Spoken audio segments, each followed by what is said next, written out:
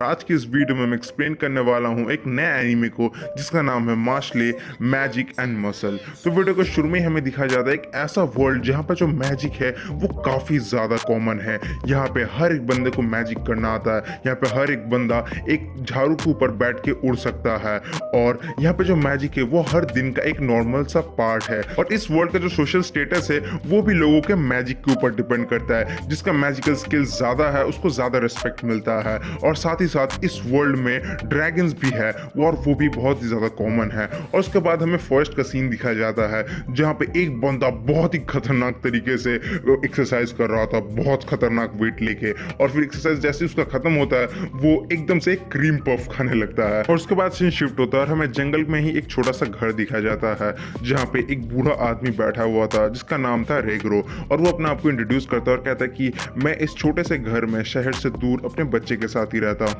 और तभी वहाँ पर जो गेट था वो बहुत जोर जोर से हिलने लगता है और जो रेगरो था उसे लगता है कि किसने अटैक कर दिया है। लेकिन तभी वहाँ पे आता है माश, उसी का लड़का। और ये वही बंदा है जो कि सुबह जिम कर रहा था, वो भी जंगल में, और वो भी खतरनाक तरीके से। और वो बंदा पूरा गेट को ही तोड़ के अंदर घुस जाता है। जो देखने के बाद जो रेगरो था वो कहता है कि क्या तुम गेट को ऐसा खोले क्यों नहीं, तुमने ऐसा तोड़ क्यों दिया। और तभी जो मैश था वो कहता है कि बस मुझे ये याद नहीं था कि मुझे पुल करना था या पुश करना था। जो सुनने के बाद रेगरो का दिमाग और ज़्यादा खाली हो जाता है। लेकिन तभी जो वहाँ पे मैच था वो कहता है कि लेकिन पापा अब चिंता मत करो, मैं इसे ठीक कर दूंगा। और फिर वो गेट को लेकर वहाँ से निकलने जाता है लेकिन वो गेट को सीधा तरीके से पकड़ता ही नहीं है, वो एकदम से टेढ़ा करके पकड़ता है जिसकी वजह से वो निकलता ही नहीं है। और वो कंटिन्यूसली प्रेशर देता है जिसकी वजह से जो गेट का वुड था वो भी टूट जाता है। जो देखने के बाद उसका पापा एकदम होपलेस हो जाता है। और फिर जो रेगरो था वो मैच से पूछता है कि क्या आज तुमने अपना फिजिकल ट्रेनिंग किया है। और जो मैच था वो भी कहता है कि हाँ पापा मैंने कर लिया।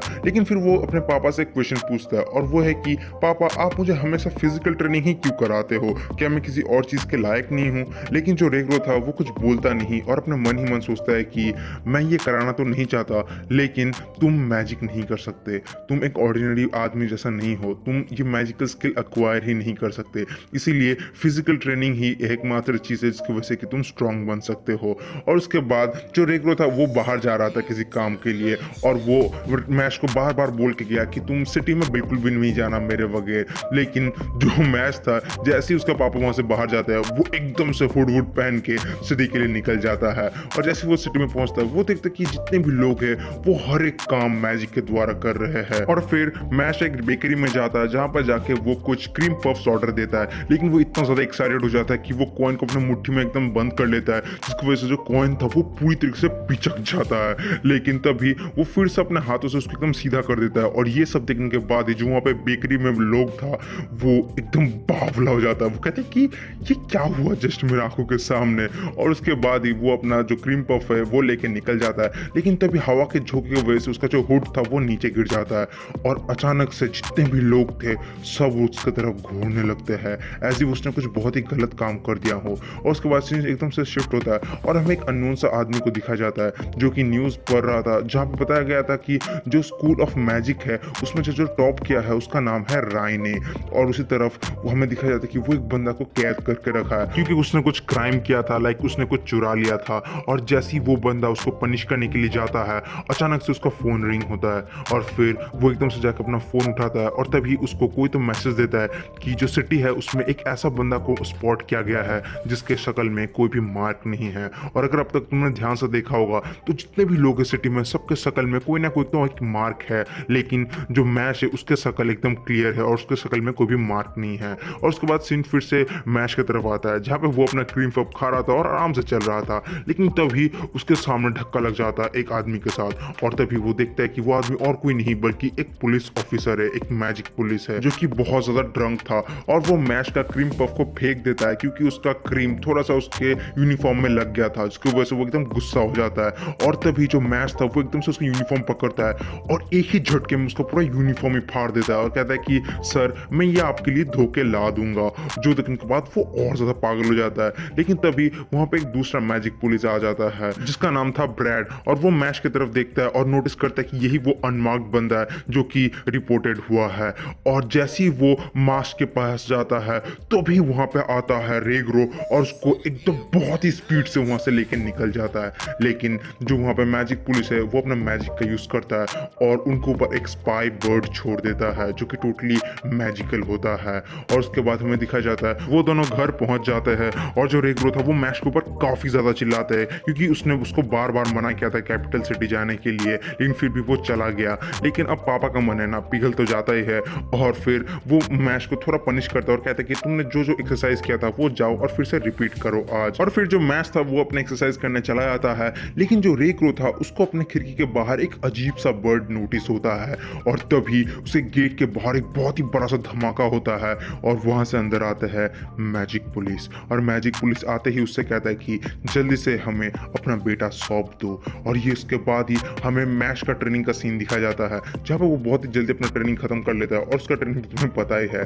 और जैसे वो घर की तरफ आ रहा था उसको घर के बाहर से आवाज़ सुनाई देता है जहाँ पे जो मैजिक पुलिस था वो उनके पापा को एकदम चोक कर रहे थे। और जो मैजिक पुलिस थे वो लोग बता रहे थे कि कैसे जो मैश है उसके शकल में अभी भी एक भी मार्क नहीं है, जिसका मतलब ये है कि उसको मैजिक नहीं आता और हम ऐसे बंदे को इस वर्ल्ड में जिंदा नहीं रहने दे सकते। और उसके बाद ही जो वहाँ पे पुलिस थे वो उसको और ज़्यादा पीटता है। जो रेग्रो था उसको बहुत सारा टॉर्चर करता है, लेकिन जो रेग्रो था वो फिर भी मैश के बारे में कुछ भी नहीं बताता। वो अपने मन में ठान लेता है कि कुछ भी हो जाए वो अपने बच्चे के बारे में कुछ भी नहीं उगलने वाला था। फिर जो रेग्रो था वो अपने बचपन के बारे में याद करता है कि कैसे बचपन से उसको छोटा छोटा काम, छोटा छोटा मैजिक बिल्कुल भी नहीं आता था और वो काफ़ी ज़्यादा वीक था, जिसकी वजह से उसे हमेशा हमेशा बहुत ज़्यादा लोगों से बातें सुनना पड़ता था। इवन जब वो एक यंग एडल्ट बना तब भी उसको कोई भी पसंद नहीं करता था और उसे सब कोई एकदम हेट ही करते थे। और ऐसे ही दिन बढ़ते जाते हैं और एक दिन जो रेग्रो था वो डिसाइड करता है कि वो अपना लाइफ ही खत्म कर देने वाला है, इसलिए वो एक बहुत ही ऊंची जगह से जंप मारने वाला था। लेकिन जैसे ही वो जंप मारता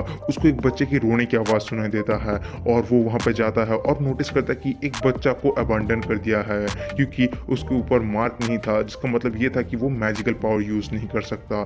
और उसके बाद जो वहाँ पे रेग्रो था वो उस बच्चे को अडॉप्ट कर लेता है और उसे हर एक किस्म का प्यार देता है। और फिर सीन प्रेजेंट में आता है और वो जो रेग्रो था वो बताता है कि भले ही ये बच्चा मेरे ब्लड से रिलेटेड नहीं है, लेकिन ये बच्चा मेरे लिए मेरा पूरा दुनिया है।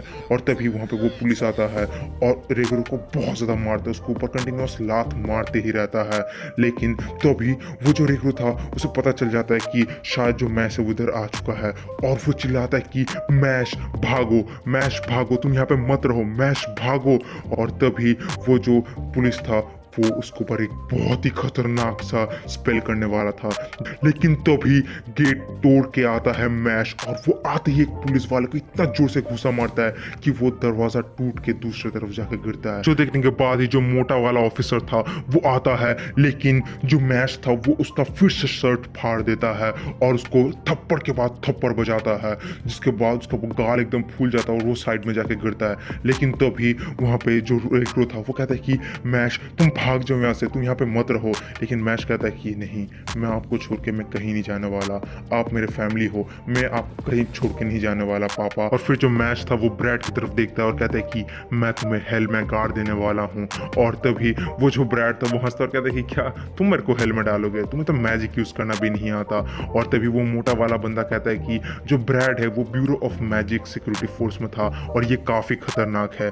और तभी जो ब्रैड था वो अपना पूरा मैजिकल स्पेल का यूज करता है और वो वही स्पेल को यूज करता है जिसकी वजह से कि उसने एक ड्रैगन को भी मार गिराया था और वो पावरफुल स्पेल करता है डायरेक्टली मैश की तरफ, जो देखने के बाद सबको एकदम हैरान रह जाते हैं। लेकिन जैसे धुआं हटता है जो ब्रैड था वो देखता है कि जो मैश है वो उधर ही खड़ा रहता है और मैश को ये फील होता है कि उसने ये जो खतरनाक स्पेल है उसको बस एक थप्पड़ मार कर हटा दिया और उसको कोई फर्क नहीं पड़ा, इवन एक स्क्रैच तक नहीं आया। वो फिर से और एक पावरफुल स्पेल यूज करता है, लेकिन जो मैश था वो फिर से उसको एक थप्पड़ मार के हटा देता है। वो कंटिन्यूअस पावरफुल स्पेल यूज करते रहता है, लेकिन जो मैश था वो हर एक स्पेल को डॉज करता है और हर एक स्पेल को ऐसे ट्रीट करता है कि मानो वो एक फुटबॉल है और कोई मैजिकल स्पेल नहीं है। जो देखने के बाद वो सब लोग एकदम घबरा जाते हैं। और उसके बाद ही जो मैश था वो नीचे से एक मैजिक स्टिक उठाता है और उसी तरफ जो ब्रैड था वो अपना सबसे पावरफुल मैजिकल स्पेल यूज करने वाला था, लेकिन जो मैश था वो मैजिकल स्टिक को लेता है और बहुत ही स्पीड से ब्रैड की तरफ फेंकता है, जिसकी वजह से उसका जो मैजिकल स्किल था वो भी एकदम टूट जाता है और साथ ही साथ उसके गाल में भी एक बहुत बड़ा स्क्रैच आ जाता है, जो देखने के बाद ही जो रेग्रो था वो एकदम सरप्राइज हो जाता है। लेकिन फिर उसे ये भी रियलाइज होता है कि इस बार तो उसने इसको हरा दिया, लेकिन बार बार ये नहीं हो पाएगा।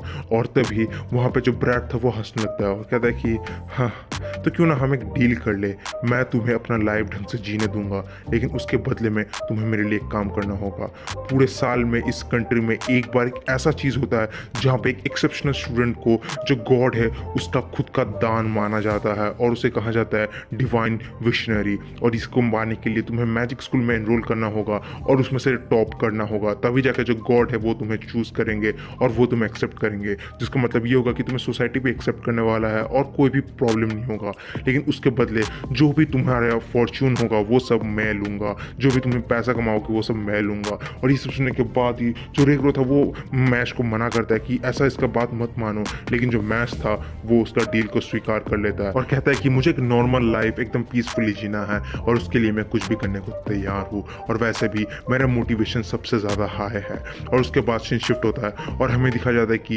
जो मैच था वो चला जाता है उस मैजिक स्कूल की तरफ, और इस बार वो अपने शक्ल में एक फेक मार्क लगा के आया था और वो एकदम से अपना मुट्ठी की तरफ फोकस करता है और कहता है कि मैं इस मैजिक स्कूल को अपने मुट्ठी से जीतूंगा। तो गाइस इसी के साथ ये एपिसोड खत्म होता है, तो कमेंट में जरूर बताना कि कैसा लगा। तो मिलता है अगले एपिसोड में, till then bye bye, stay safe.